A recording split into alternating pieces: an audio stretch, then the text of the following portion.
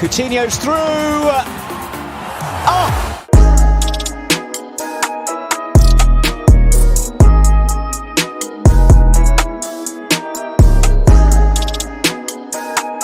A gente se posicionar. Mas aí você me ajuda na ordem que a gente vai falar as coisas. A gente começa por onde? Vamos explicar esse conflito. Vamos começar olhando para o mapa do mundo. Tá. E aí acho que a gente pega aquele mapa grande ali. Esse daqui? O do mundo. Esse daqui? Isso, esse daí. Tá isso. bom, então vamos lá. Hoje viemos preparados aqui. Vou até tirar aqui, ó. Tira esse daí. Vamos lá. Trouxe umas canetas aí também. Isso. A gente vai mais para esse lado, vai para tudo aqui? Deixa eu botar essa bala aqui. Nunca a jujuba foi tão bem utilizada. Que aí. Ops. Vou botar meu copo aqui. Tá.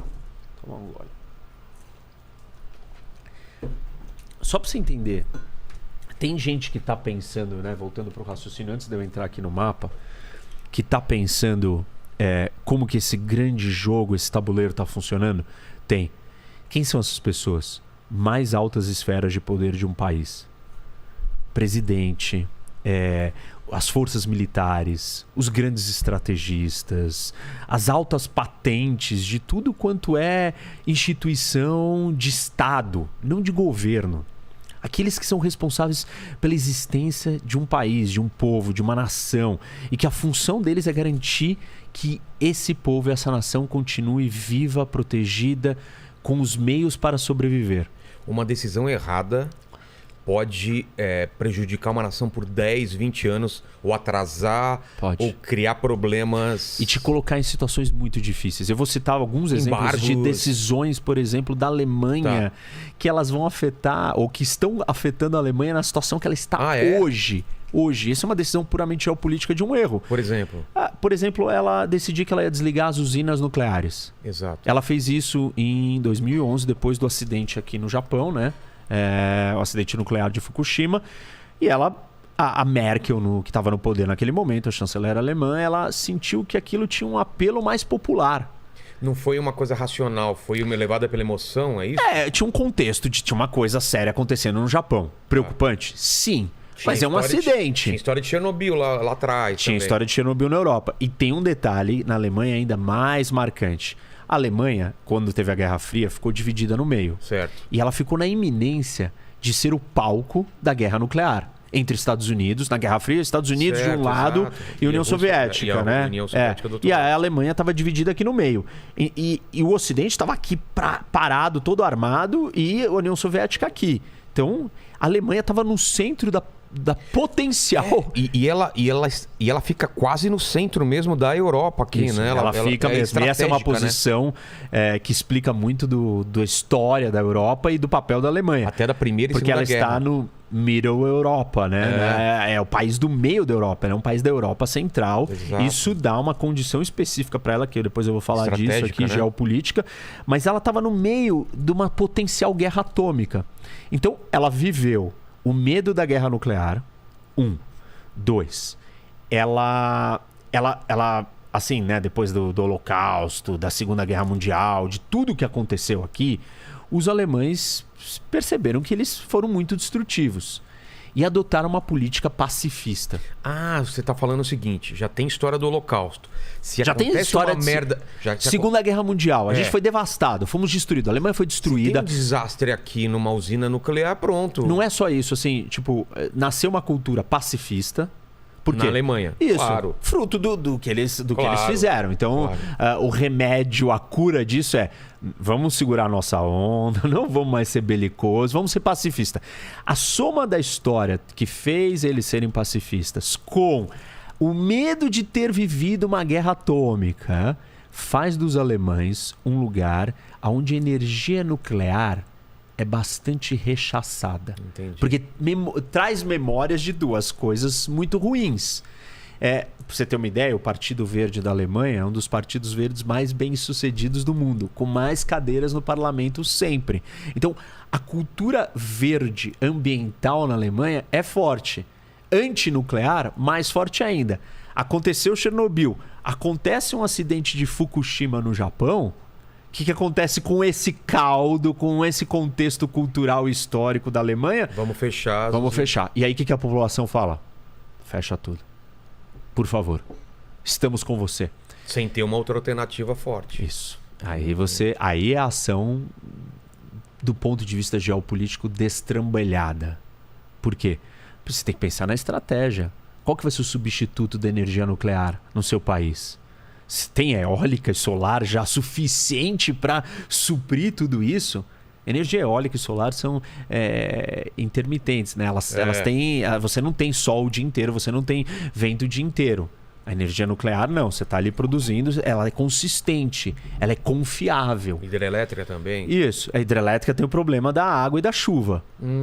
E que você também, quando tem seca no Brasil, a gente estava com um problema e estava com problema de novo de apagão e de falta de energia. Isso, é verdade. Então, você não pode substituir por qualquer coisa. E aí tem o custo, obviamente, dessas outras tecnologias.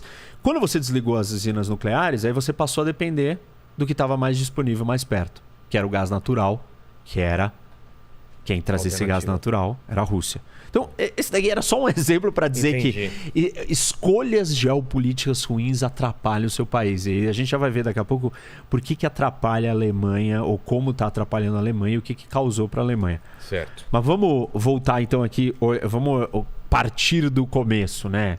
E olhar para esse mapa e entender o que a gente está vendo. Assim, quando a gente fala em geopolítica, tem um monte de elementos que afetam a geopolítica.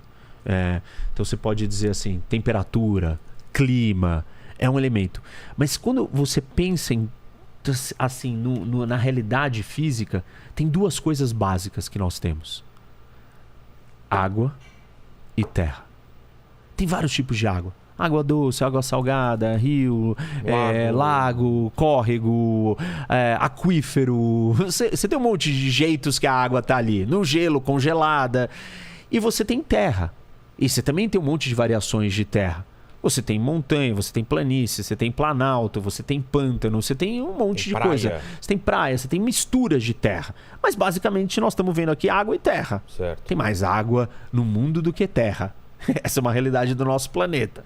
Bom, e aí, assim, os geopolíticos, os grandes pensadores da geopolítica, eles começaram a olhar para isso e falaram assim: qual é a força, a potência, o poderio capaz de dominar o mundo? Aquele que surge da orientação da natureza marítima, da água, ou aquele que surge da orientação terrestre, continental? O que é surgir da orientação terrestre ou surgir da orientação marítima? Surgir da orientação terrestre. Você está localizado no meio de um continente de terra sem saída para o mar. Tá. Você tem relação com a água? Não. Não, você não tem. Ah, mas tem um lago. Bom, tá bom, mas é uma relação diferente, não tem saída. Você não está acessando a grande parte do planeta, do mundo, que é a água. Então, se você estiver aqui no Quirguistão, esquece. Na Ásia Central, você não tem saída para o mar. Você não tem relação com a água. Você jamais será uma potência marítima. Você é uma potência continental, terrestre. E isso vai ter efeitos gigantes na cultura e no tipo de sociedade que vai nascer. Acho que eu falei isso na outra vez também. Que você tem as montanhas e tal, e você tem uma sociedade mais conservadora quando não tem acesso ao mar. Diferente. Tem o Paraguai aqui que não tem saída para a Bolívia. São os países mais pobres da América do Sul, por um acaso. Relação. Exatamente. Que são os da Ásia Central, que são os do centro da África. Você consegue escoar os seus produtos sem depender de outro país. Exato. Ou fica muito caro, né? Fica caro, você está distante. Aí você fala assim, mas por que eu tenho que escoar? Ele não pode ser autossuficiente? Não existe países autossuficientes numa economia globalizada. E o meio de transporte mais barato de todos é o marítimo. Exato. Por que você não manda por avião? Porque é muito caro. E aí a tecnologia. Talvez um dia, se a gente fizer meio de transporte aéreo super barato, muito barato, de cargas imensas, talvez ser um país sem saída para o mar não vai ser um problema que é hoje.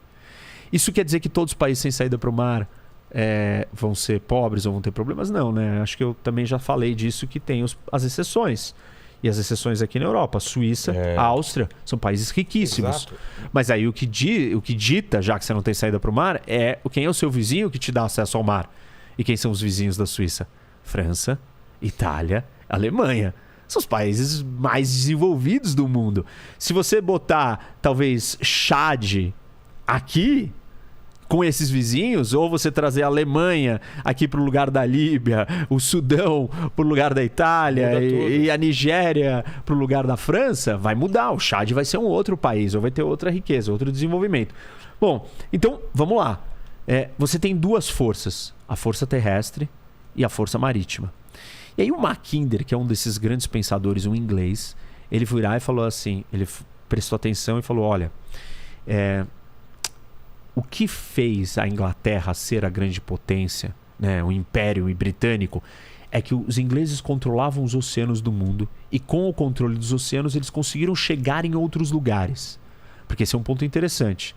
Não existem muitos jeitos de você chegar em todos os lugares do mundo. Por terra não é. Não dá. Se você estiver aqui, você não chega em todos os lugares do mundo por terra. Se você estiver aqui, você não chega em todos os lugares do mundo por terra. Por onde que você consegue chegar em todos os lugares do mundo? A gente diz que existem 4 pontes. Tá. Água, que é o principal. O segundo é o aéreo, voando. O outro é o espacial, fora da Terra, espaço sideral, que é uma extensão do aéreo, vai. Entendi. E o outro é o cibernético. Só que o cibernético você não manda pessoas, nem coisas. Dados, né? Você manda dados, informações e conversa e vídeo, a gente falando e ligação, etc. A gente chama isso de Global Commons. São os 4 meios de acesso e conexão do planeta inteiro. Ah, é do planeta inteiro? Todo, tudo? Não, não é tudo, porque se estiver na Bolívia, tipo, o marítimo não vai chegar lá, então vai ser um problema. Você vai ter esse problema. Bom, e aí o que acontece? A pergunta que o Mackinder estava tentando responder é qual das potências vai dominar o mundo? A força... Quando que ele estava fazendo essa 1902, 1903, ele começou Quem estava dominando naquela época? O Império Britânico era a grande força. Portugal e Espanha ainda não. Já tinham sido, mas já tinha passado a época deles. Começou por eles, começou com as navegações e tal. E aí a Inglaterra era o grande motor. Isso, só que aí ele vira e fala o seguinte, olha, a potência marítima que Portugal e Espanha tinham sido e que os ingleses eram, não é mais a força que vai dominar o mundo. Ele já viu isso naquela época? Ele já estava... Ele virou e falou assim, gente, é o seguinte, até agora tá todo mundo focando, porque antes dele veio um outro pensador que chama Alfred Mahan, que era um americano, da Marinha Americana, e ele disse, os oceanos e o controle do mar, das rotas marítimas, te faz ser a força mais poderosa do mundo, te faz dominar o mundo. Quem controlar os oceanos do mundo, quem controlar a água, a potência marítima vai dominar o mundo. Potências marítimas são as únicas forças capazes de dominar o mundo. Entendi. E o Mackinder veio e falou assim, não. Por quê? Tá acontecendo uma coisa. Ele virou e falou assim, olha, eu sei que as forças marítimas ganharam espaço porque houveram revoluções tecnológicas. Quais? Navegação a vapor, que a gente citou, Sim. e a construção desse canal aqui. Canal de Suez. Que mudou as rotas de navegação e permitiu que... Como que era antes? Você não passava por aqui. Era fechado? Não existia. Esse canal sempre teve. Isso daqui é um estreito, não é um canal. Não é um canal? É o estreito de Gibraltar. Assim como o canal do Panamá também não existia. Tá. Isso. E essas duas portais aqui mudaram... Isso é o humano que fez. Humano que fez. Deixa eu ver se... Saiu, Tá. ficou bom. Então, o que aconteceu? Isso mudou as distâncias. Claro. Em vez de você vir aqui, vou navego aqui e tal, doideira. E chegou aqui na Índia, você simplesmente desce aqui, entra, navega no Mediterrâneo, desce. Nossa. Olha como é muito mais curto. Exato. Do mesmo jeito que, né, vai acontecer agora dele vir por aqui e chegar aqui. Muito mais rápido do que mesmo vir por aqui. A rota pelo Ártico é mais fácil, mais rápida do que... Não é mais fácil, ela é mais rápida. Mais fácil ela vai ser quando derreter e se derreter totalmente e abrir as rotas de navegação. Bom, então o que aconteceu? Mudou isso e mudou o meio de transporte. Você conseguiu navegar a vapor mais rápido. Não esperar o vento te trazer para cá, para você pegar o impulso e virar e vir para cá. Que era assim. aliás. Era? Era. Nossa, você não podia virar e falar assim, não, quero ir daqui pra cá. Não, você tem que ver o vento, pra onde que tá a rota de vento. Nossa. E ficar se perdendo. E não só isso, tivemos que inventar bússola, caravela, tiveram uma série de evoluções marítimas que deram essa ascensão das potências marítimas. Quem são as potências marítimas? Aqueles que têm acesso ao mar. No caso, os primeiros foram os portugueses e os espanhóis. E dividiram as Américas em dois, dividiram o mundo, conquistaram o mundo inteiro. Exato. Depois dele vieram os holandeses, os ingleses, os franceses. E aí o Mackinder vira e fala assim, ó, legal, isso daqui é bonito, bacana, mas está surgindo uma outra revolução tecnológica. Uma outra rota, ou novas tecnologias equiparáveis à invenção da navegação a vapor e da construção do Canal de Suez, que são as grandes ferrovias intercontinentais. Estão sendo construídas e a construção dessas ferrovias continentais vai conectar um espaço de terra, o maior espaço de terra do planeta, de terra contígua. Entendi. Você fala assim, aqui não tem muita terra? Tem, mas isso daqui tem conexão com o quê? Exato. Só com isso daqui. Mas é a Austrália? Não conecta. Onde que a gente tem o maior espaço de terra contíguo nesse mapa do mundo? Isso daqui, né? Isso. Eurásia. Este é o maior continente, o maior espaço de terra do mundo. E aí ele falou assim, se alguém conseguir maximizar, usar todo esse espaço na sua totalidade, esse povo, essa nação, esse grupo vai ficar muito rico e muito poderoso. Por quê? Porque é uma vasta área de recurso, é uma vasta área de concentração de pessoas. Mas até o momento não era possível você unificar tudo isso. Por quê? Você não conseguia nem chegar daqui até aqui. Por quê? Porque você não tinha os meios, você ia cavalo. Tá, antes. Era muito longe, era muito distante. Quando o cara chegava aqui, já não dava mais. Eu até acho incrível quando você vê os conquistadores, o quanto eles avançavam nesse espaço absurdo de terra, né? Claro que demoravam anos e anos. Mas eles não avançavam na velocidade que essa potência marítima avançava e estava colonizando o mundo. Exato. Entendeu? E aí, com essas transformações, ele começou a perceber que este território aqui, da Eurásia, era muito mais importante do que toda a concentração que tinha nesse pequeno cantinho aqui, que era a Europa. Falou, o mundo não é da Europa. O mundo não é esses paísezinhos daqui dominando o mundo inteiro. O mundo não é isso. Tem uma transformação aqui e essa transformação vai mudar todo esse equilíbrio de poder. E aí ele Mas fala... ele já via a China também como essa potência, o Japão, a Rússia... Não, ele falava dessa região aqui. Entendi. E ele virou e falou assim... Aí ele dividiu essa região em duas partes. A primeira parte, ele circulou aqui não tanto para lá, mas aqui assim... Ele circulou assim, aqui, um coração na Eurásia. E no coração da Eurásia, ele virou e falou assim, daqui você consegue acessar e bloquear todas as outras rotas e caminhos que a força marítima pode penetrar nesse lugar aqui. Vamos lá. Por quê? Quer dizer? Quer dizer que quem controlar esse espaço aqui vai estar dentro de uma fortaleza. Por quê? Porque quem tá aqui fora, para chegar até isso daqui, não consegue. Entendeu? Quem tá de fora, as forças que estão de fora, se esse lugar aqui se expandir e ocupar e controlar todo mundo aqui dentro, ele vai ter muita terra, muita riqueza, muito recurso natural. E quem tá de fora não vai ter tamanho e força para contrapor o tamanho da riqueza daqui. E se expandir isso daqui, a gente também tem uma parte populacional absurda, né? Isso. Olha a Índia, China, Paquistão aqui. O que ele diz, né? Que esse coração, partindo desse coração, você conseguir se consolidar e expandir, você vai ocupar muita coisa. E aí ele fala que isso daqui chama Heartland. Heartland. Que é a terra coração. Que a maior parte fica na Rússia mesmo. Isso. E aí ele fala assim, a chave para acessar esse território é o leste da Europa. E aí ele parte da seguinte teoria, que é um axioma da geopolítica, que ele vira e fala assim, quem controla o leste europeu, ou Europa Oriental, controla o Heartland. Quem controla o Heartland controla a Ilha Mundo. Ilha Mundo é... Entendi. A Eurásia. Eurásia. Quem controla a Ilha Mundo controla o mundo. Você percebe que ele partiu de um espaço geográfico, e desse espaço geográfico ele virou e deu um mapa da estratégia do jogo de dominação do mundo. Mas ele viu isso daqui meramente como o centro geográfico, ou ele viu riqueza, viu quem tá lá? Riqueza, quem tá lá, tudo, o tamanho, o espaço. Por quê? Ele observou algumas condições aqui. A primeira, essa terra é plana. Não tem muita montanha? Não. É um terreno aberto.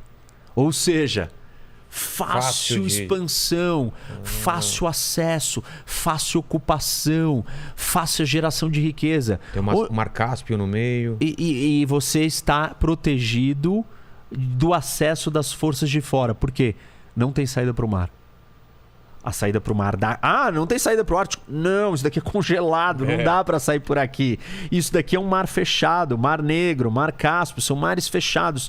E os rios todos não desembocam, não chegam nos oceanos. Então, você está numa caixa fechada, blindada, numa grande fortaleza com uma área muito rica. Muito rica no sentido de você ser plano. Os lugares planos são mais fáceis para você construir, mais fáceis para você se desenvolver, mais fácil para você ganhar economia de escala. Tenta construir uma casa num terreno assim. Exato. Tenta construir uma casa num plano. Dá, você vai gastar 10 vezes mais. Tenta construir uma ferrovia no meio de uma montanha. Exato. Entendeu? Então, isso daqui era muito especial. Ele olhou e falou assim: olha, gente, vocês não estão prestando atenção. O poderio britânico, a Pax Britânica, o Império Britânico, corre um sério risco e uma ameaça de que uma força continental que vai surgir do leste, daqui, do centro, do coração do Heartland da Eurásia, vai poder dominar o mundo inteiro. E aí começou o problema, porque ele olhou e falou assim: tem um país-chave no meio da Europa que está numa posição estratégica continental. Esse país, ele é primariamente uma força continental. Ele tem acesso ao mar aqui em cima. Isso traz muita riqueza para a Alemanha. Mas ele não é uma saída muito fácil desse lado. Desse lado, a navegação não é tão simples. Não está um grande oceano. Ele tem que atravessar outros lugares. A Alemanha é primariamente uma potência continental. Certo? Então, ele virou e falou assim: se a Alemanha se juntar com a Rússia, aí acabou pro mundo. Porque você vai pegar a força da ponta da Europa, né, do centro da Europa, que se projeta, consegue projetar poder pro resto da Europa, ir para cá, pro leste europeu, e se juntar com outro que tem todo o acesso dos steppes, do steppe da Eurásia, que é esse campo plano e reto e de fácil acesso. E ele viu nisso um grande temor. E falou: nós temos que se preparar para isso, porque isso não pode acontecer. E aí nós temos Primeira Guerra Mundial, Segunda Guerra Mundial, Guerra Fria. E todos esses momentos da história daí em diante é um confronto entre as potências continentais e as potências marítimas. Potência marítima representada inicialmente pelo Reino Unido e depois pelos Estados Unidos. Os Estados Unidos é uma potência marítima? É. Por quê? É um país continental, de tamanho continental. Mas o que é a América do Norte? Aliás, o que são as Américas? De acordo com a definição do Mackinder, ele chama isso daqui de crescente externo. Ele vira e fala assim: aqui tem o Heartland. Vamos apagar um pouco. Tá. Aqui. A gente já nem apagou, dançamos, acho. Secou? Secou. Tem que jogar uma água aqui. O Heartland Pode deixar aqui. É boa. Acho que vai. Será que sai ou é melhor água? Deixa aqui. Tá saindo. Mas tira o Covid também aqui, ó. Boa. Álcool gel sai mais fácil, viu? Rapaz, ó. Então vamos no álcool gel. Como que tá o chat aí, Helene? O pessoal tá O entendendo? pessoal tá aqui Tá nas dúvidas aí? curiosos. Se eu entendo, eu imagino que o pessoal do chat Bom, mas vocês têm que me dizer se vocês estão entendendo, senão eu sim, volto. O pessoal tá né? falando alguma dúvida até aí? Por enquanto, eles estão entendendo tudo, assim. Eles Tá, que bom. estão apreensivos para o desfecho. sim, né? sim, a gente tá preparando Estão o terreno querendo. aqui. Tem que entender, senão não vai entender, não vai dar Exato. pra explicar o que vai acontecer. Tá. Bom. Então aqui tá o Heartland, aí ele vira e fala assim: tem o crescente interno. O que é o crescente interno? Ele fala que é essa parte da Europa Ocidental, pedaços aqui do Oriente Médio, Índia e China. É um arco de fora. Esse é o arco... De fora não, né? Ele chama de arco interno. Tá. O inner crescente, né? O crescente interno. E aí tem o crescente externo. Quem é o crescente externo? Ele fala que é uma parte insular. São ilhas externas. Ilha Continente 1. Aqui, Austrália. E a outra são as Américas. Fala, isso daqui é uma grande ilha solta. E repara, isso daqui tá solto. O que é o mundo? O mundo é aqui, ó. E isso daqui é uma ilha, aquela é outra ilha, essa é outra ilha. Nós temos 3 outras grandes gigas ilhas continentais. Faz sentido isso que fala? Pensa, isso daqui não está conectado nem com isso e nem com nada daqui. Isso daqui está isolado, isso daqui está isolado, isso daqui também está isolado. Total, então, o que você tem? Você tem aqui. E a África também está isolada, porque tem uma separação, tal, porque tem um deserto do Saara, depois tem uma grande floresta tropical, não é um terreno transponível, é bastante difícil, problemático. Então, primeiro tem deserto, depois tem floresta tropical, tem mar aqui separando, tem o Mediterrâneo em cima. Tem uma passagem pelo Egito, mas é muito deserto também. Então, não estão conectados. É diferente disso daqui.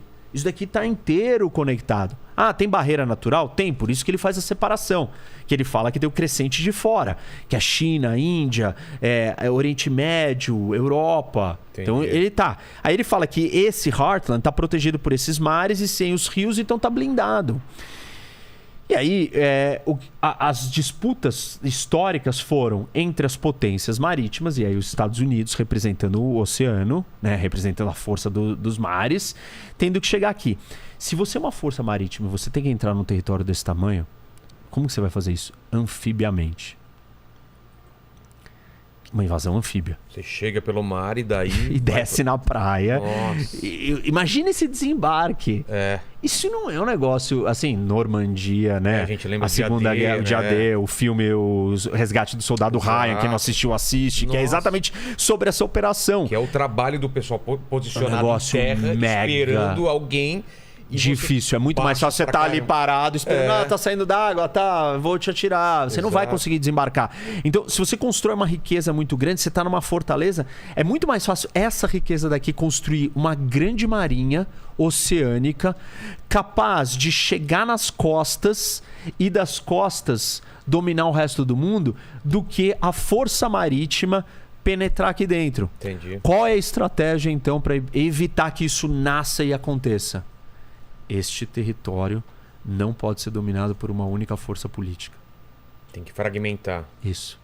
E aí ele sugere a criação de um cordão de isolamento, de separação entre a Alemanha e a Rússia. Porque lembra que ele estava com medo?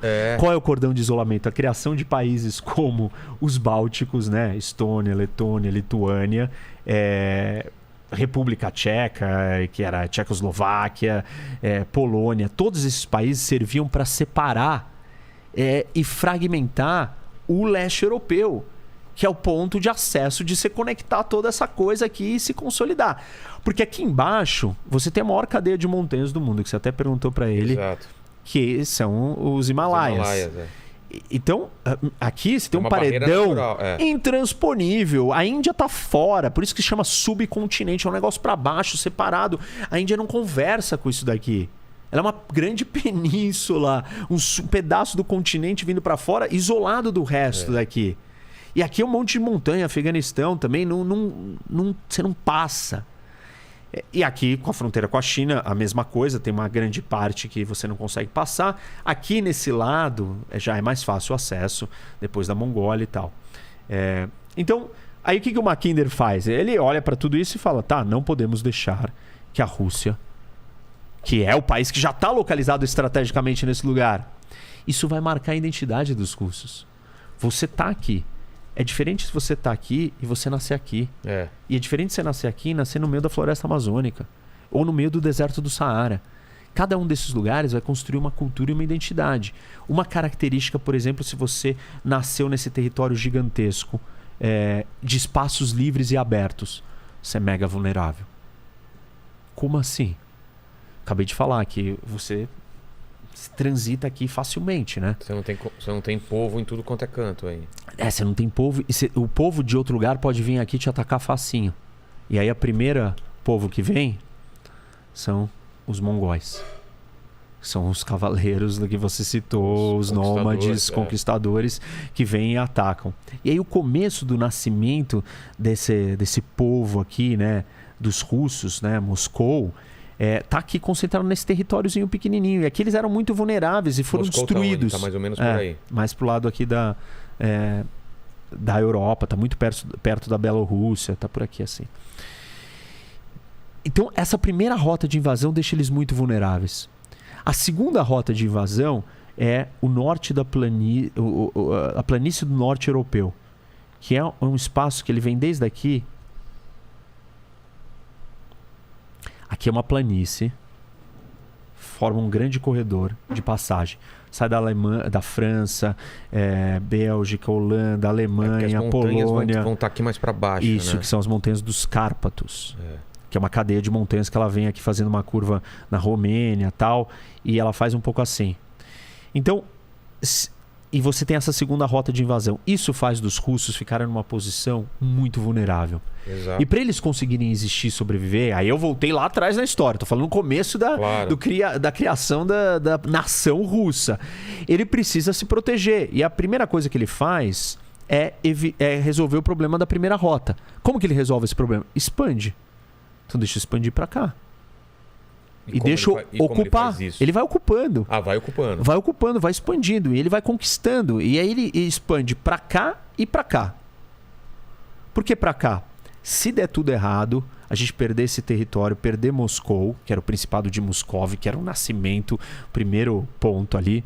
Talvez não o primeiro, né? Depois eu vou falar de Kiev e aí a gente volta um pouco. Mas você sobe para cá e o que vai acontecer? Aqui é no Ártico, aí você tem um pouco de recuo, um ponto de recuo. Se der tudo errado, você se reorganiza aqui. Não é uma saída, mas você se reorganiza e volta para recuperar o território. Mas você não está seguro tendo feito isso. Aí você precisa expandir para proteger esse lado. E aí ele começa a expandir para cá e controla aqui, vai chegando e descendo aqui também. E aí é a tal da ideia da ancoragem, que a gente estava conversando antes, você me perguntou. Não tem barreira natural aqui ainda nesses lugares. Sem barreira natural não tem como se ancorar. Vamos apagar antes que a gente... Ancorar o que é? Ancorar é você ancorar numa barreira natural. E aí, o que você precisa fazer? Imagina que aqui na montanha dos Cáucasos, aqui no Cáucaso, onde é o Cáucaso? Essa região aqui. Que conecta o Mar Cáspio ao Mar Negro. Tem 3 países aqui: Geórgia, Azerbaijão e Armênia. Esses 3 países foram controlados pelos soviéticos. O outro menor? Não, acho que a gente vai aqui depois. Quando eu for na Europa, eu mudo para aquele um outro mais de perto. E aí a Rússia ancora aqui. Como que ancora? Conquista até chegar no pé da montanha. Aí você tem uma montanha. Aí você tá ancorado. Ninguém vai conseguir passar aquela barreira natural. Entendi. Aí você tá mais seguro, aí você fica tranquilo. E aí eles fazem isso aqui. Porque se os inimigos dominam aqui... Antes tá dentro, tá dentro. Tá dentro. Território livre, livre acesso. O mar também é uma ancoragem? O Mar Negro também é uma ancoragem? É uma ancoragem que tá protegendo ele de quem? Dos turcos. Da Turquia. Que era o Império Otomano, inimigo problemático. E, aliás, a briga dos turcos pela Crimeia, que é essa península aqui, que está no centro da discussão da Ucrânia, tá vendo? Ó, tá do lado, antiga. Nos 1800, a gente tem a Guerra da Crimeia e já é por causa desse território. Então, eles ancoram aqui. Eles ocupam tanto território aqui que eles criam o conceito de tampão. Em inglês, buffer. O que é o tampão? Meu, eu criei um espaço entre eu e você que se você quiser me socar aqui, você não alcança. Por quê? Você não chega em mim, porque tem tá uma distância. muito próximo? Não, porque tem uma distância. Eu criei um... De distância, não de divisão. proximidade. Uma divisão entre eu e você. Se você quiser chegar em mim, você vai ter que primeiro atravessar tudo isso daqui. Então, mas a gente não tá falando de ancoragem, de montanha nem de rio. Como que... Aqui não tinha ancoragem. Então era distância. Aqui nesse lado era só ter mais terra para ter distância, para ter área de recuo. Entendi. E área de estados tampões, de territórios tampões. Entendi. Que te dão espaço para você navegar e ficar protegido. Então tudo bem, aí os russos têm isso. Aí tem o problema aqui da Europa, da planície do norte europeu, que é a segunda rota de invasão. Quem que veio por aqui? Cavaleiros teutônicos, Napoleão, Hitler. Todo mundo veio por aqui atacar eles. E eles também têm medo disso. Então, aí eles avançam aqui. E vão avançando. Até a Polônia. Até a Polônia. Na verdade, o ápice desse avanço até a metade da Alemanha. É verdade, com a Alemanha Oriental. Isso. E aí ele tá muito seguro. Porque aí ele tá ancorado aqui no ponto mais estreito que esse corredor pode ter. Exato. Com muito território para trás. E conquistou todos esses daqui, ó. A fronteira veio até aqui. Porque todos os países da Ásia Central, Uzbequistão, Turcomenistão, Tajiquistão, Quirguistão, Cazaquistão, fazem parte da União Soviética. Quem mais que faz parte? Todos esses daqui. Romênia, Ucrânia, Moldávia, Bielorrússia, Lituânia, Letônia, Estônia, Polônia. Como que ele conseguiu fazer isso? Poderio militar era absurdo? Ou não? Era, poderio militar absurdo. Você teve uma guerra mundial, colapsou, todo mundo em retirada. Eles aproveitaram isso? Quem é que está posicionado aqui? A força continental. Porque isso daqui é uma disputa de continente, de terra. O outro estava aqui. Ele tinha que trazer gente no navio para ficar aqui, para chegar aqui, sair, desembarcar. Tipo, não é a casa dele. A Inglaterra também tá fora. É uma ilha. Você percebe, então, que todo aquele jogo entre a força continental e a força marítima tá desenrolando, ele tá acontecendo no mundo. Nós estamos vendo isso acontecer. Isso é um grande xadrez gigante, na mais alta esfera de poder do mundo. Mas você não tem, nesse momento, uma força terrestre tão grande que nem a Rússia, ou a União Soviética na época. Porque a gente lembra sempre dos Estados Unidos versus União. Mas não tem alguém com esse poderio terrestre tão grande. Não, por isso que foi o momento mais perigoso do mundo. Porque ele tava quase prestes a satisfazer a profecia do Mackinder. Que era o quê? Lembra? Quem controla o leste europeu controla o Heartland. Quem controla o Heartland controla a Ilha Mundo. E quem controla a Ilha Mundo controla o mundo. Ele chegou quase... Chegou aqui em Cuba. Então, mas ele chegou quase no controle da Ilha Mundo. Quase no controle da Ilha Mundo. E aí, então, o mundo estava em pânico. Como que os Estados Unidos contiveram esse avanço? Exato, como? E aí a estratégia era a seguinte: vamos fazer um cordão de isolamento para não deixar ele chegar no mar. Ele não pode sair dessa caixa, dessa fortaleza. Se ele sair dessa caixa, ele tem riqueza e território. Já tinha conseguido. O que acontece? Ele estava controlando aqui, Bálticos. Para ele sair dos Bálticos, ele tem que navegar o Mar Báltico e cruzar esse estreito aqui. Que países que tem nesse estreito? Dinamarca, Noruega e Suécia. Noruega. Suécia estava fora. Tá. Mas o que Dinamarca e Noruega fazem parte?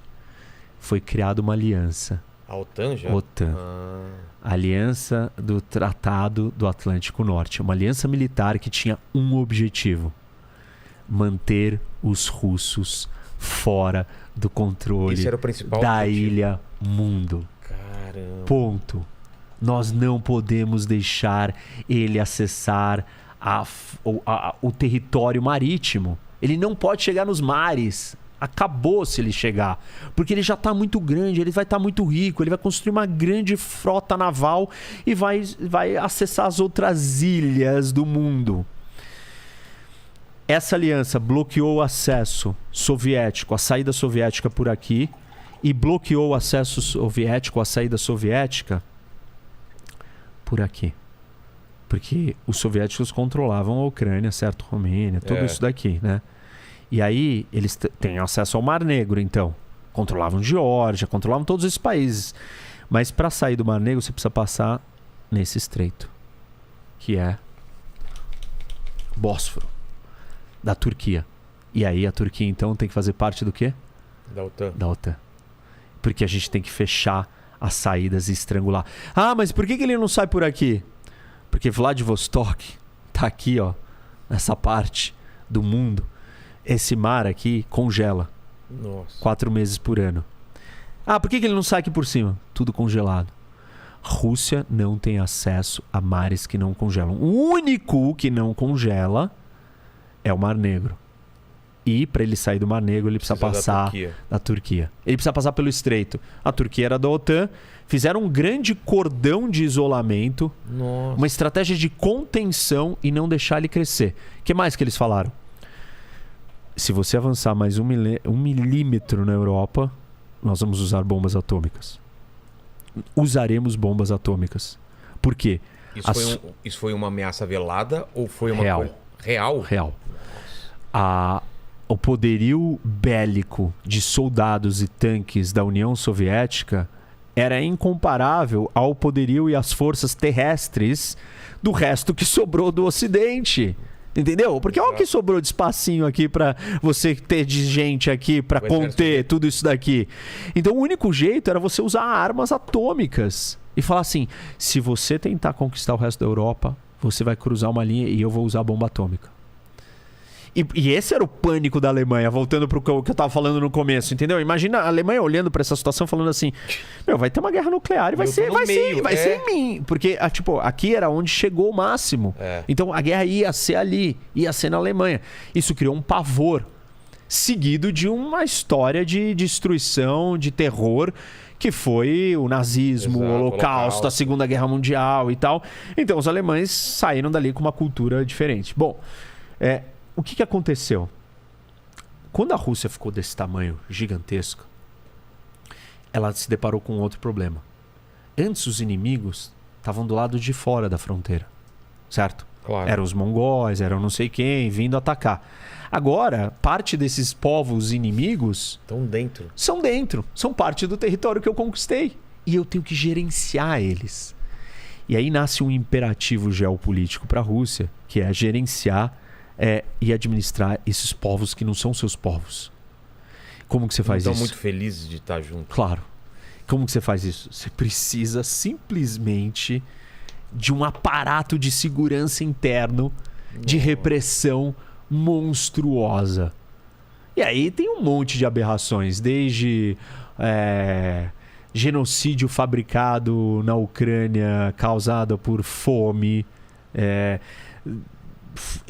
campos de concentração, campos de concentração na Rússia, extermínio, migração forçada, relocação de gente. Nossa. Tipo assim, você tem que criar uma engenharia do terror aqui. Mas porque esses territórios anexados, eles tinham alguma coisa relacionada à Rússia? Alguma coisa que ligava eles? Não. Ligavam eles à Rússia? Eles eram outros povos diferentes, que em vários momentos da história chegaram a conquistar territórios na Rússia. Então você teve Império Polonês, você teve força ucraniana, você teve alemão, prussiano, você teve os franceses, você teve os turcos, você teve os mongóis, você teve um monte de povos aqui que brigaram, viveram, se mataram. De repente eu faço parte de uma União Soviética que eu não quero estar. Isso, de um Império Soviético que em momentos cresceu, né? Primeiro o Império Russo e depois virou o Império Soviético. Por que eu tô falando do Império Soviético? Porque foi o ápice do tamanho desse negócio.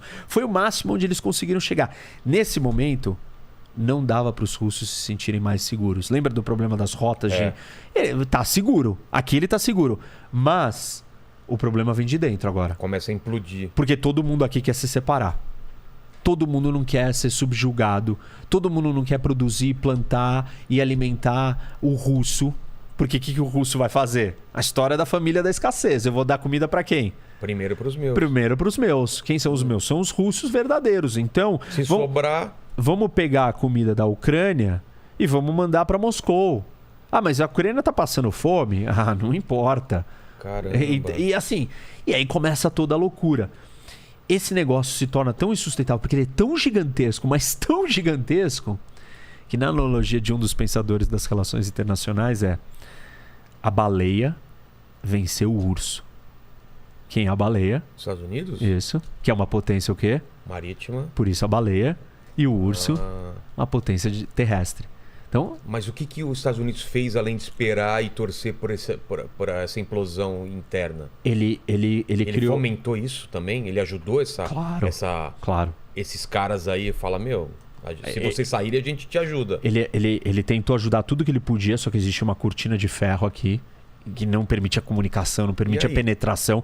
Tentavam constantemente alimentar a resistência, ajudar, armar, transmitir rádio com valores, com ideias democráticas de libertação, de protesto, de não sei o quê. Mas basicamente foi o capitalismo que derrubou essa cortina ou não? Foi basicamente, o modelo econômico disso daqui não se sustentava. Exato, né? Ponto. E aí, olha que interessante. Você tinha um problema, né? Que era... a Europa já tinha se matado 1 milhão de vezes aqui, passando 1000 anos ou mais se matando, e não parava. Os americanos precisavam arrumar um jeito da Europa parar de se matar. Para resolver esse problema, eles tinham que juntar 2 rivais tremendos, Alemanha e França, numa aliança. Qual era o projeto que poderia criar essa aliança? União Europeia. Vamos trancar esses 2 juntos numa aliança econômica que vai virar um grande projeto de unificação do continente europeu como um todo. Esse projeto nasce para segurar os ânimos da Alemanha, manter a Alemanha quieta. Outra parte do projeto era: temos que manter os russos fora. Esse projeto para manter os russos fora, OTAN. OTAN tinha a função de manter os russos fora da Europa, encolhidos. A União Europeia tinha o projeto de fazer eles serem fortes, unidos e não brigarem entre eles. E você precisava manter uma outra força aqui dentro para sustentar tudo isso, que os Estados Unidos precisam estar aqui. Então, premissas do fim da Segunda Guerra Mundial: Rússia fora, soviéticos fora, Europa unida e Estados Unidos dentro. Que fez parte dos aliados. E de repente eles... Isso, mas aqui é pós, né? Pós-Segunda Guerra Mundial. Mesmo sendo aliados, todo mundo falou, esses caras... Não, depois que eles viram a vantagem, primeiro porque eles tiveram um acordo com Hitler, eles já começaram a ocupar metade da Polônia de um lado, a Alemanha foi do outro. Saíram os nazistas, chegaram a entrar os russos, tá a mesma coisa. E uma metade já estava com ele, a mesma coisa acontecendo na Ucrânia, entendeu? Para onde que a Alemanha podia expandir? Mas só voltando um pouquinho. Tá. Você tem a OTAN e a Rússia tem algum tipo de coisa para medir forças com a OTAN? Ou era só a União Soviética? Boa pergunta. O Pacto de Varsóvia. O que era esse pacto? Que era uma aliança militar que o objetivo era contrapor a OTAN. Então a União Soviética juntou toda essa turma aqui, todos esses territórios conquistados, e colocou juntos numa grande aliança militar para contrapor a aliança da OTAN. O que acontece? Você precisa manter a Alemanha calma, a Rússia fora, ou os soviéticos fora, e os americanos dentro. Você faz isso de 3 maneiras. Você reconstrói a Europa, você cria a União Europeia e você cria a OTAN.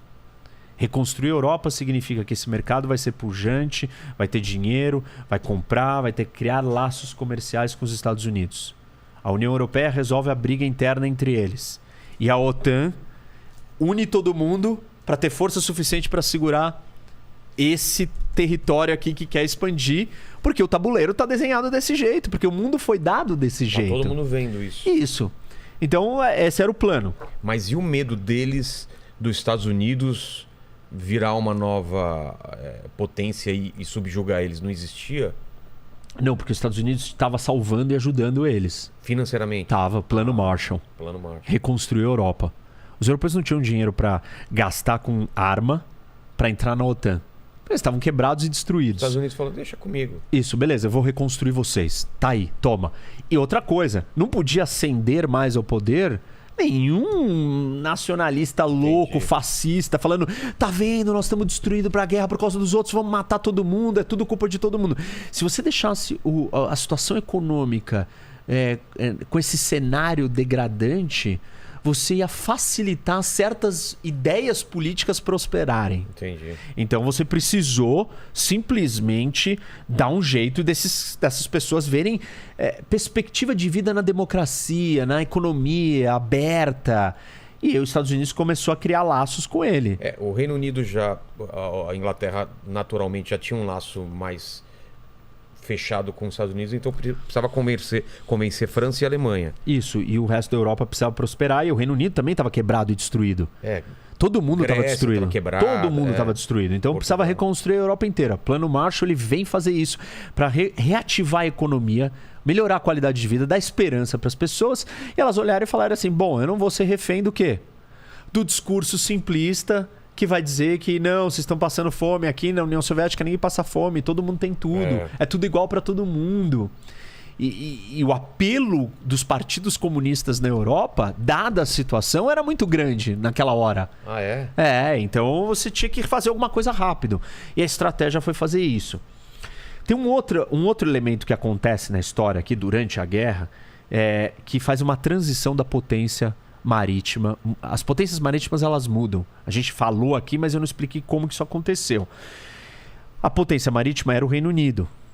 Só que ele já não é páreo mais para uma coisa desse tamanho. Exato. Então a gente precisa de uma potência marítima mais forte, maior zona, continental, mais gigantesca, com espaço de terra também para gerar riqueza, para ter soldado, para ter comida, para ter indústria, para ter coisas suficientes que sejam capazes de se contrapor a um negócio desse tamanho.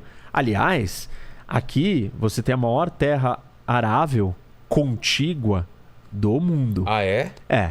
Dentro de uma única administração política. Mais que o Brasil. Mais que o Brasil. Se você juntar todo esse pessoal aqui num só, isso aqui é maior. Mas aqui, num país só era isso. Por isso que esse país não podia abocanhar todos os outros países. Minérios, recursos, tudo, entendeu? Tudo vai acabar e tudo você vai construir uma coisa muito mais forte. Como os Estados Unidos são uma ilha, eles estão isolados de todo esse problema, eles não são afetados por essa guerra.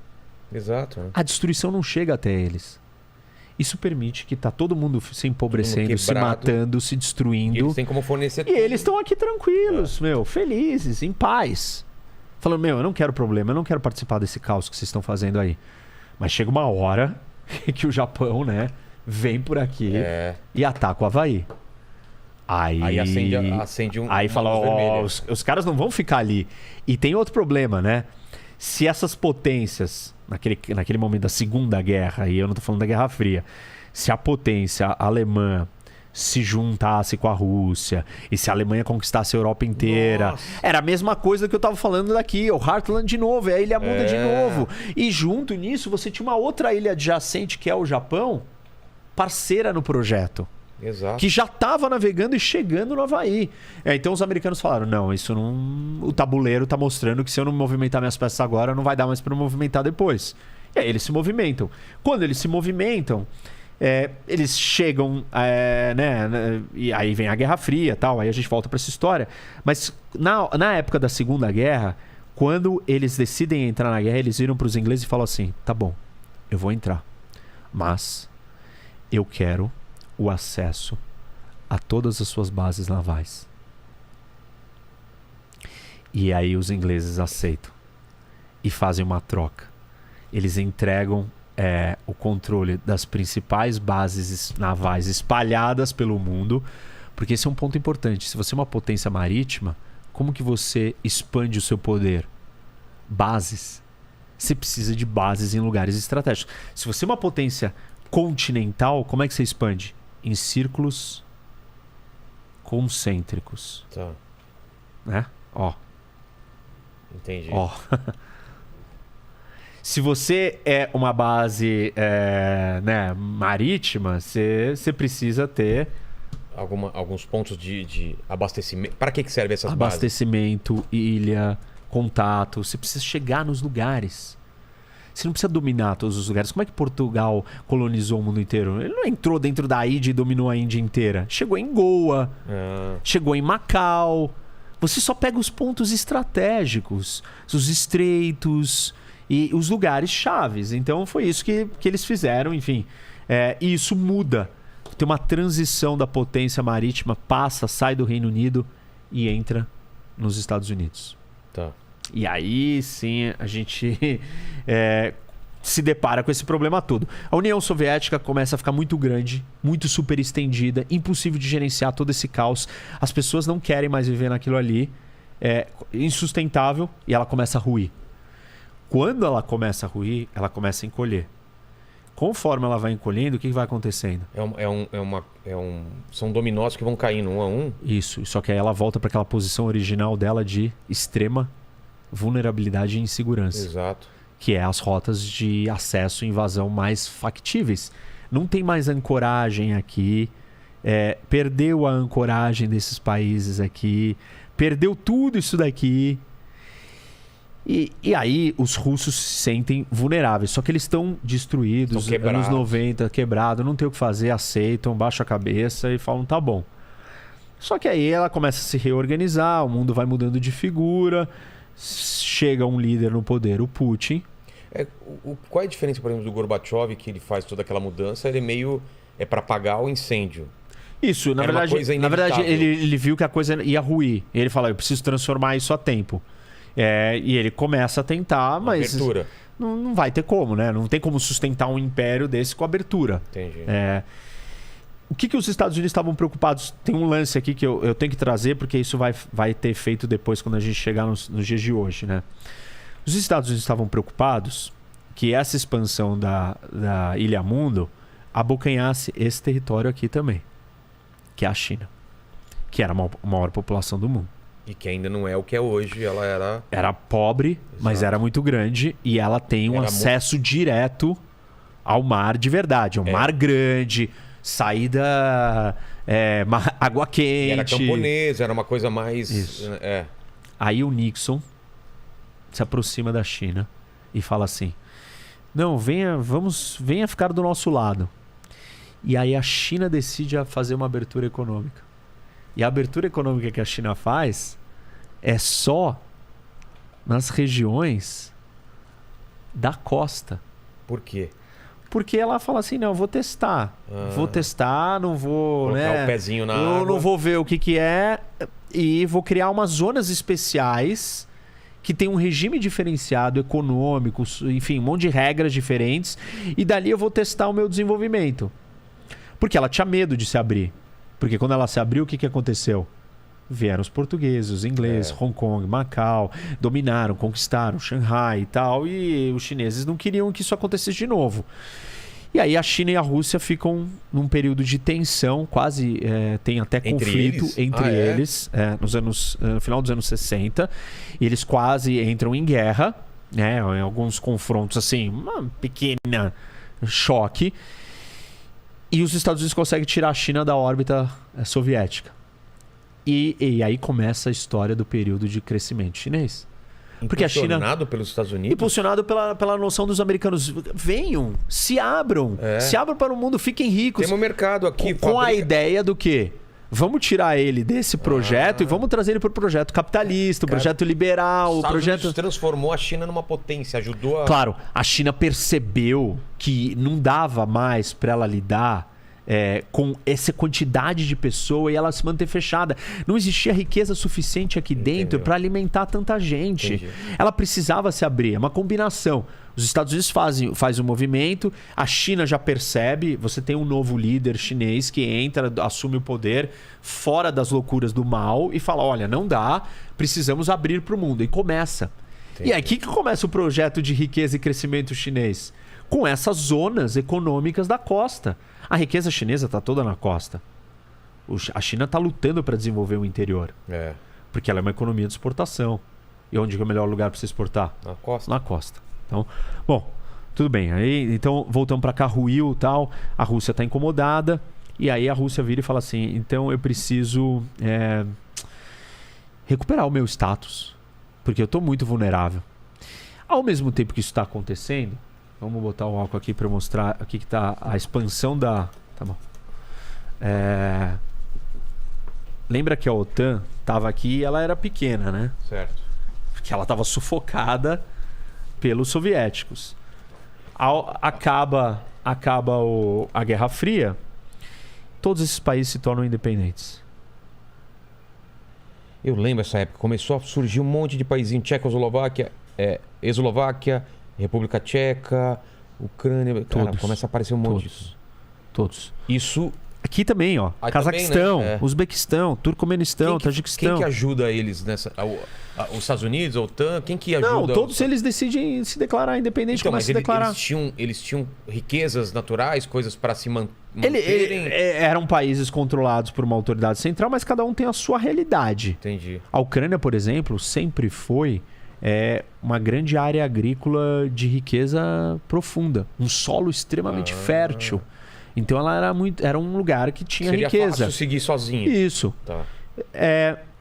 A minha pergunta é isso, se eles não eram tão dependentes da Rússia... Não, eles eram dependentes porque eles estavam fechados, dominados, mas assim, eles tinham que se reinventar. Entendi. Se recriar. Alguns deles conseguiram, outros até hoje não conseguiram. Tipo... todos os países aqui, Kirguistão, Tajiquistão, são muito, muito pobres. Turcomenistão ainda tem muito mais petróleo, tal. Cazaquistão é muito grande, também tem petróleo. Azerbaijão tem petróleo, é isso que sobrevive. Agora a Geórgia tem problemas, é pobre. A Armênia tem uma situação difícil, Bielorrússia também. Então esses dependem muito da Rússia, e por isso que a Rússia tem influência sobre eles até hoje. E vai continuar tendo. Desses daqui, muitos começaram a se juntar com a Europa. Com o quê? Com a União Europeia. E outros começaram a se juntar também com a OTAN. E isso começou a deixar a Rússia incomodada. Porque o que era antes um território dela, virou para o outro lado e virou para a aliança militar do outro lado. Então você supostamente está colocando tropas na minha fronteira. Tá cada vez chegando mais perto de mim. E como toda essa terra aqui é plana, lembra que eu falei? Lembro. Aí se você tiver tropas aqui na Ucrânia, está dentro da Rússia. É essa a preocupação. E aí a Rússia se sente muito incomodada e começa a querer revisitar esse assunto. E fala, não, peraí, não pode ter essa expansão da OTAN, não pode ter expansão da União Europeia, eu não quero isso. Mas quando que isso começa? No fim da Guerra Fria, no fim do colapso do Império Soviético, você já começa com as adesões e o crescimento da União Europeia. Então, de 91 em diante, ao longo dos anos, você vai tendo... Mas aí você tem uma Rússia fraca, quieta, não podendo fazer nada. Não. Quando que ela começa a ter força suficiente para começar a falar, peraí, agora... Olha, eu diria que o grande e o primeiro movimento é em 2008. Quando a Rússia invade a Geórgia. Entendi. E invade a Geórgia por quê? Porque se diz ou se cogita que os próximos 2 países a entrarem na OTAN vai ser a Ucrânia e a Geórgia. E os russos entendem que a Ucrânia é inaceitável. Ucrânia e Bielorrússia, aliás, os russos chamam eles de russos brancos e pequenos russos. Então tem a Rússia grande, o pequeno russo e o russo branco. Então, para os russos... Ucrânia, Bielorrússia e Rússia é um povo só. É a mesma coisa.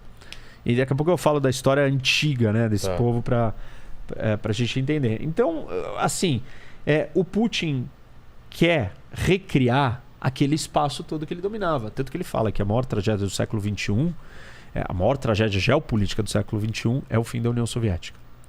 Ele quer recriar a União Soviética. Não dá para ele recriar embaixo de uma ideologia querendo conquistar territórios. Aquele pensamento antigo não funcionaria. Pelo menos até ontem não funcionaria. Porque então, hoje vai funcionar provavelmente na base da simples e pura força bruta. Nossa. Por isso que esse evento e episódio do que nós estamos assistindo hoje é tão importante. Faz 80 anos no mundo que nós não temos uma potência desse porte, desse tamanho, abocanhando territórios para... 80 anos que isso. Com mudança de fronteira de uma grande potência, uma potência, a maior potência nuclear, virar e falar assim, eu não gosto que aquele território não seja meu. Eu quero ele para mim. 80 anos que não acontece isso no mundo. Cara, por isso está tendo essa agitação toda. Porque isso é muito grave. Esse episódio é uma mudança de paradigma. É um novo capítulo no sistema internacional, nas relações internacionais. Daqui a 100 anos o pessoal vai estar estudando isso. Vai falar, naquele momento a gente teve uma quebra. Que nem o 11 de setembro foi uma quebra. Tipo, isso daqui é uma quebra. Se ele entrar em Kiev amanhã ou hoje à noite, isso é uma quebra. Nossa. Isso é uma grande quebra. Eu nem sei como a gente entrar nesse assunto. Porque... Não, porque assim, só pra resumir, ver se todo mundo entendeu. Por que eu expliquei tudo isso? Pra mostrar por que esse território é importante pra Rússia.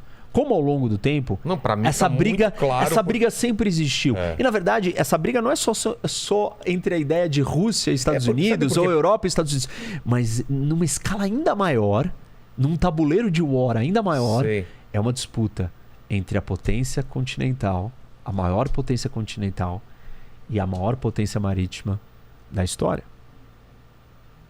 Continua sendo a disputa por isso. A disputa por isso e aquela... Essa daqui é a maior potência do mundo? Não, a China é maior que a Rússia. É isso que eu ia falar, porque a gente tá falando de Estados Unidos e Rússia, mas tem um terceiro player aqui... Que é maior que a Rússia. É? Muito maior. Mas a preocupação, dentro dessa mesma lógica, desse tabuleiro do continental e do marítimo, é a China está recriando a sua antiga Rota da Seda. Belt and Road Initiative, que é um projeto que antes a China se conectava do mundo por dentro. Ela não estava interessada em navegar. A China não curtia isso daqui. Ela que estava focada aqui para dentro. Ela queria... E daqui que os produtos chineses chegavam na Europa, inclusive, pela Rota da Seda. A China está recriando tudo isso daqui. Qual que é essa rota?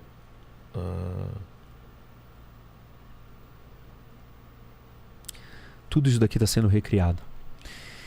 E ao a China recriar isso, ela está se caminhando para o Heartland. Exato. Ou querendo dominar a Ilha Mundo. E se ela fizer isso, ela também vai ter uma riqueza muito grande. Só que a diferença da China é que ela é uma força híbrida. Ela é uma potência continental e ela tem a capacidade de ser uma potência marítima porque ela tem uma costa muito grande. Ela não é uma ilha como isso daqui. Ou isso daqui, ou até isso daqui. Mas ela tem um acesso ao mar real, que é um grande oceano. Que a Rússia, no seu melhor momento, não teve acesso aos grandes oceanos, não teve acesso ao Pacífico, ao Índico ou ao Atlântico. Essa parte não congela, né? Não congela. Agora, daqui congela, além de congelar, eu nem comentei isso. Repara que tem um cerco aqui, ó. Tá vendo? O Japão, o contorno do Japão e a Península Coreana, fazendo isso daqui é um negócio altamente fechável. Você cria um bloqueio aqui, impede, acabou. E fora que isso daqui está localizado do lado do nada. No fim do mundo. Quantas pessoas vivem aqui? Mais de 70% do território da Rússia tá na Ásia. Território ou da população você está falando? Território. Entendi. E só 20% da população tá aqui. Entendi. E pra você trazer coisas pra cá, que não é nada, que aqui é a Sibéria, que esse território aqui é muito difícil, congelado, horrível, não serve você estar aqui. Claro, você não quer perder isso daqui, mas não é um lugar de acesso natural como aqui. Entendi. Como o Mar do Sul da China, como o Oceano Pacífico direto. Deixa eu ver se eu entendi então, Vai. professor. Rock. A gente colocou aí, né, Lene, vamos tentar entender esse panorama do war aqui. Rússia tá ferida, teve o grande império lá, teve a União Soviética, agora eles perderam tudo isso daqui, não tinha força, agora eles estão tendo força. Porque eu imaginava, antes de começar a estudar isso, que era uma coisa mais de ego do que uma necessidade vital para a sobrevivência. A Rússia está brigando pela própria sobrevivência como potência. Se eles abrirem mão dessas coisas, eles vão virar... Eles vão estar sujeitos a decisões que vêm da OTAN. Eles vão estar vulneráveis. Eles levantarem a mão, os caras falam, então vão lá e vai ser fácil de serem dominados, é isso? Isso. E óbvio que nós estamos falando desse tabuleiro que não podemos deixar uma força dominar tudo isso daqui, porque se uma força dominar tudo isso daqui, domina o mundo inteiro. Então, aqui tem um problema para a Rússia. A Rússia vê isso como um problema. Mas o contra-argumento a isso é o seguinte: o projeto russo de ocupação disso daqui é na força. Exato. O projeto de expansão disso daqui não é na força. Exato. Se junta quem quer. Ucrânia, você não quer fazer parte da União Europeia? Tudo bem. Seja feliz aí. Por que até hoje a Ucrânia não... Porque os russos não deixaram. Como? Porque o que acontece com a crise da Ucrânia? A Ucrânia elege um presidente que é alinhado com Putin. E a União Europeia, Yanukovych. E a União... Essa eleição é... Isso é 2012, Tá. né? Nesse período, 2013, na verdade, o Yanukovych vai lá e a União Europeia tenta fazer um acordo com a Ucrânia. O Putin chama ele e fala assim, opa, não. Aí ele recua. Mas qual que é a força do Putin? Que ele fala, se você fizer isso, eu faço isso? É um aliado dele. Ah, tá. É um amigo dele. Tem relação com ele, com as forças políticas que colocaram ele lá. Entendi. E aí, quando ele diz isso, o que acontece? A população da Ucrânia, uma parte da população quer estar com o Ocidente. Olharam para o que aconteceu na Polônia, depois que se juntou na União Europeia, e falaram, pô, eu quero isso para mim também. Eu quero fazer parte dessa União Europeia, eu quero ficar mais rico, eu quero prosperidade, eu quero liberdade, eu quero viver de outro jeito. Eu não quero mais viver sendo dominado pelos soviéticos, pelos russos. E sai na rua protestando contra a decisão dele de não negociar com a União Europeia. Isso quando? Isso em 2013. 2013. Isso se chama Euromaidan, que são os protestos na praça e derrubam o governo. Antes de derrubar, ele responde com violência, você tem choque, começa a se mobilizar a população, tem um monte de guerrilhas e lutas, e acaba derrubando o presidente, o Yanukovych, e ele foge para a Rússia. Quando cai o governo, é colocado o presidente do parlamento assume como interino, e aí depois nós vamos ter uma nova eleição, enfim, vão criar um novo governo. E aí os russos entendem que isso foi um golpe. Isso foi um golpe contra o seu aliado. Isso é o Ocidente que está manipulando a cabeça das pessoas, as eleições, tudo. Aqui no meu vizinho. No meu quintal, no meu vizinho, e querendo que eu me cercar. Então, o que acontece nesse momento? A Rússia começa a falar, não, isso daqui não vai dar certo. E aí, a retaliação do parlamento ucraniano vamos abolir o idioma russo da língua oficial da Ucrânia. O quê? Nossa. Quando eles fazem isso, é. aí o Putin fala, esse negócio não vai ficar bom para os russos que vivem ali. Aí ele decide, e nesse momento a Rússia já tinha, faz tempo aqui, uma base naval na Crimeia. Ainda, mesmo depois dessa nova eleição? Desde antes. Mas desde continuou, sempre. Mesmo depois que o cara fugiu e tal. Era um acordo de longo prazo, a base naval estava ali, porque é a única base de acesso de água quente para os russos. E aí, o Putin decide que ele não pode perder a Crimeia. Quer pegar outro mapa agora? Acho que é melhor, Vamos né? lá. Mais perto. Bem lembrado. Já tinha até esquecido dele. Agora sim. Olha só, hein, Lene? Fala num cara preparado aí, hein? Hoje coube tudo, hein? Cara, agora dá pra entender melhor aqui. É verdade. Aqui é a Crimeia. Crimeia, isso. Tá.